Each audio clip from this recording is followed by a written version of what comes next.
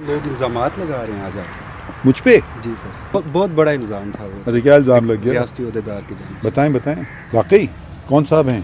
से। ये लियाकत चट्टा साहब हैं, कमिश्नर रावलपिंडी, और अभी उन्होंने इस्तीफ़ा भी दिया। किस किस्म का एलिगेशन? सर वो दोनों जो कॉन्स्टिट्यूशनल ओहदेदार थे, यानी आप और चीफ इलेक्शन कमिश्नर, उन पे आज कमिश्नर रावलपिंडी में इल्ज़ामात लगा रहे हैं आज आप। मुझ पे? जी सर, मुझे कोई नई बात बताइए। मतलब आज बहुत बड़ा इल्ज़ाम था वो। अच्छा, क्या इल्ज़ाम लग गया? रियासती ओहदेदार की जानिब से बताएं बताएं। कि जी इलेक्शन मैनिपुलेट हुए हैं, और अच्छा। उसमें चीफ इलेक्शन कमिश्नर और चीफ जस्टिस पाकिस्तान का बड़ा किरदार है। अच्छा, मेरा किरदार में एक हद तक तो है कि इलेक्शन करवाने में, अगर आप समझते हैं, अगर कोई इलेक्शन नहीं चाह रहा था तो वो तो दूसरी बात है।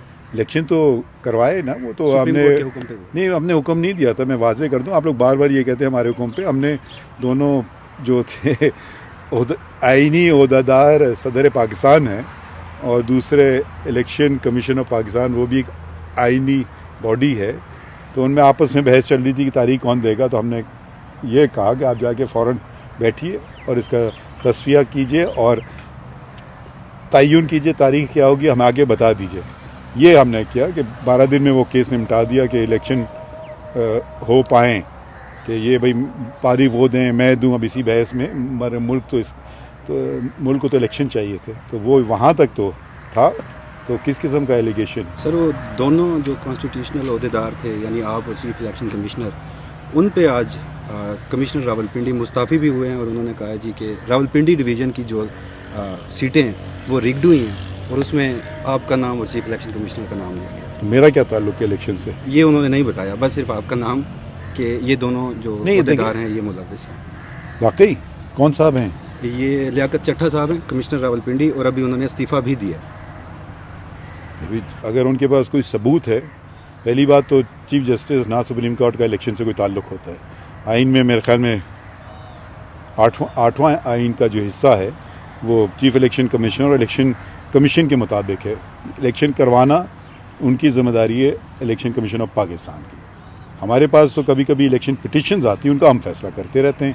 कभी कि मुझे अभी भी बहुत सारी की कि जी मुझे डिस्क्वालीफाई कर दिया, ये उसका मुखालिफ आता है कि इसको लड़ने ना दिया जाए। ऐसे इलेक्शन के केसेस तो हमने काफ़ी किए, ना सिर्फ मैंने बल्कि हमारे कोलीग्स ने भी। बेंचेस लगी थी और ये हमने हुक्म दिया था कि जल्द से जल्द जितने इलेक्शन के मैटर्स हैं जल्द से जल्द लगाओ, और सारे हमने निपटा लिए जहाँ तक मुझे पता है, क्योंकि रोज़ाना इतनी फाइलिंग होती है पता भी नहीं होता। अच्छा सर, एक और आखिरी सवाल है। अब जिस तरह बातचीत चल रही है, मंडे को एक केस भी लगा हुआ है कि इंतखाबात में धांधली के हवाले से, और वो आपकी अदालत में ही लगा हुआ है। तो जैसे आज ये इल्ज़ामात आए हैं, तो क्या चीफ कमिश्नर जो अब मुस्ताफ़ी हो चुके हैं उन्हें बुलाकर शवाहिद मांगे जाएंगे? ये पहली बात तो मैं जो केस लगे हुए उनके मुतालिक मैं बात नहीं करता हूँ। जो केस फैसले हो जाते हैं वो फिर पब्लिक प्रॉपर्टी बन जाती है, उस पर आप भी राय दे सकते हैं, कोई भी राय देने का हक है। अगर कोई केस आप बता रहे हैं कि लगा हुआ है पीर को, तो आप आके सुन लीजिएगा क्या होता है उसमें, मुझे नहीं पता।